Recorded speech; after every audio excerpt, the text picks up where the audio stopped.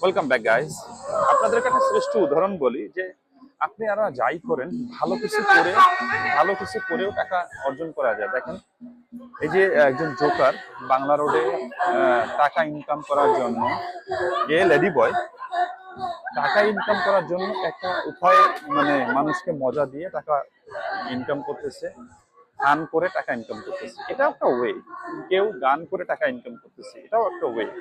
কেউ ভালো কথা বলে টাকা ইনকাম করতেছে, এটাও একটা ওয়ে। কিন্তু আপনি ভালো কিছু করে তো যে টাকা ইনকাম করেন, তাহলে দোষ কোথায়? যেমন আপনি আপনার ঘরে, যেমন হাদিস হচ্ছে যে ইন্নামা আমালু বিন্নিয়াত, যে আপনি আহ, যদি কোনো ভালো কিছু করার উদ্দেশ্যে কোনো কিছু নিয়ত করেন, তাহলে আপনি কাজটা করার জন্য নিয়ত করলে আপনি সব পাবেন। তাহলে যেমন কিছু কিছু কাজের সদকা জারিয়া হয়ে যায়। যেমন আপনি একটা নলকূপ স্থাপিত করবেন, আপনার বাসায় একটা নলকূপ বানাবেন, বা আপনি আপনার বাসার আঙ্গিনায় একটা আম গাছ লাগাবেন।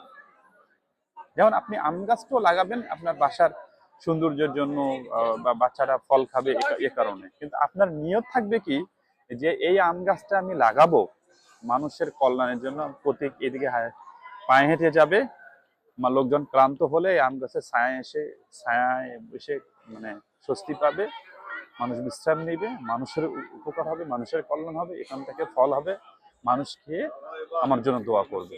এই নিয়ত করে যদি আপনি আম গাছ লাগান, তাহলে এই আম গাছের আম তো শুধু মানুষ খাবে না, এই আম গাছের উপর কর্তৃত্ব কিন্তু আপনারই থাকবে।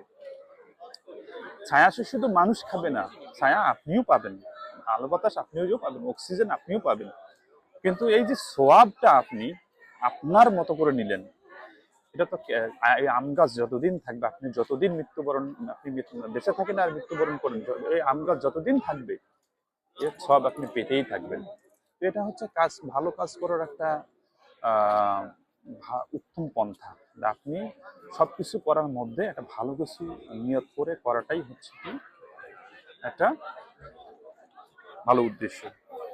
তো আপনি যদি বাসার একটা জানালাও কাটেন, তা আপনি জানালাটা এ নিয়ত করে কাটেন যে আমি এই জানালা দিয়ে ফজরের আজান শুনবো, মসজিদের আজান শুনবো, এবং এই সেই আজান শুনে আমি নামাজ পড়তে যাব। এই কারণে আপনি জানলাটা কাটেন।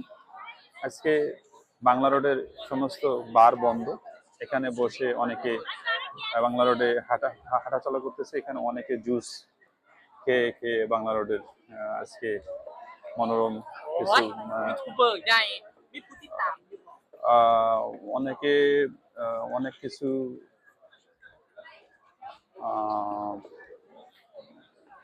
আহ, করে, যা নিয়ত আসলে সঠিক না। নিয়ত সঠিক না, কিন্তু নিয়তটা সঠিক করে সবকিছু করা উচিত আসলে। তাতে আপনাদের কাজও হলো, এখান থেকে আপনি সদকা জারিয়া সওয়াবও পেলেন।